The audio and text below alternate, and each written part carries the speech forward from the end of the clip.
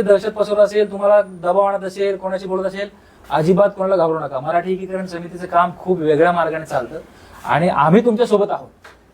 राजकीय पक्ष सोडून द्या, त्याला शिस्त लागली पाहिजे. नाही, त्याच्यासोबत अनेकांना शिस्त लागेल की मी माझ्या महाराष्ट्रामध्ये कुठलीही गुन्हेगारी करणार नाही आणि गुन्हेगारी जर केली तर मला माझे महाराष्ट्राचे पोलीस सोडणार नाही. हा संदेश जोपर्यंत समाजात जात नाही ना, आता हे आमचे सचिव आहेत, हे कांदिवलीला राहतात. परवा त्या नगरसेवकाच्या गुंडा लोकांनी, भैया लोकांच्या, यादवच्या भावाने एका मराठी मुलाला, त्याच्या आईला 75 वर्ष घरात घुसून मारलं. यांची मानसिक जी वृत्ती आहे ना, ही गुन्हेगारीची आहे मॅडम.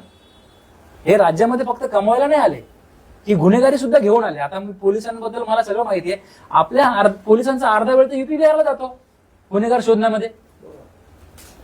हे वाढलं कशामुळे? कारण यांना ती वृत्ती बदलत नाहीये आणि यांना काय वाटतं, नाही गुन्हा नोंद झाला, एनसी नोंद झाली, काय होणार नाही आमचं. आणि कायद्याचा, आता ठीक आहे बीएनएस तुम्ही पण तुमचे हात बांधलेत, परंतु आपल्याकडे अनेक गोष्टी करण्यासारख्या आहेत. आपण पंतप्रधानाला शिवी दिली म्हणून अटक करतो की नाही अटक? शिवी दिली म्हणून. खरं तर पहिले 504, आता काय माहित नाही 504 मधून कसली अटक होती, कुठे एनसी होते, शिवी दिली म्हणून, धक्काबुक्की केली म्हणून एनसी होते. करू शकतो आपण. आणि ही दहशत आहे, मराठी माणसावर निर्माण केलेली दहशत आहे. त्याला आपल्याला शिस्त लावावं लागेल, पोलिसांचा खाक्या दाखवावं लागेल आणि मग त्यांना शिस्त लागेल. एवढी माझी विनंती आहे. आता तुम्ही थोडं त्याला अटक करा, मला कळवा. मी मॅडमला सांगितलं निवेदन शनिवारच्या आपल्या आंदोलनाचं. ठीक आहे, त्याला अरेस्ट कधी होणार? तेच ना करतात बोला. आता काही टेक्निकल इश्यूज असतात. नमस्कार, जय महाराष्ट्र, जय मराठी. आज मराठी एकीकरण समितीचे घाटकोपरचे स्थानिक पदाधिकारी या ठिकाणी पंतनगर पोलीस ठाण्यामध्ये आले होते आणि आज मी देखील या ठिकाणी उपस्थित आहे. विषय फार गंभीर आहे. तुम्हाला माहित असेल की 2-4 दिवसापूर्वी या घाटकोपर पंतनगर हद्दीमध्ये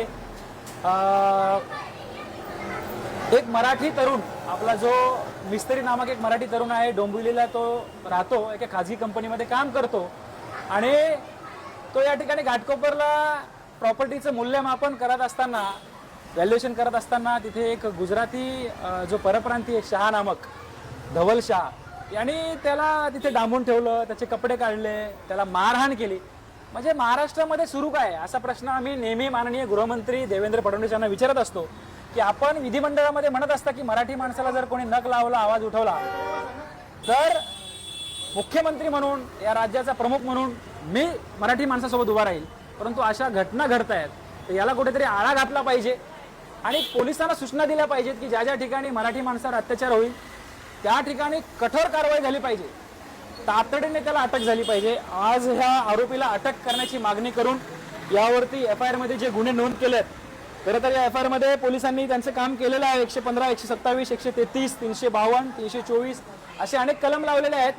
त्याला अटक झाली पाहिजे, त्याच्यावर कठोर कलम लावले पाहिजेत, ही मागणी घेऊन आम्ही या ठिकाणचे वरिष्ठ पोलीस निरीक्षक सुतार मॅडम यांना भेटण्यास आलो होतो. माझ्यासोबत सगळे शिष्टमंडळ, या ठिकाणचे सहकारी उपस्थित आहेत.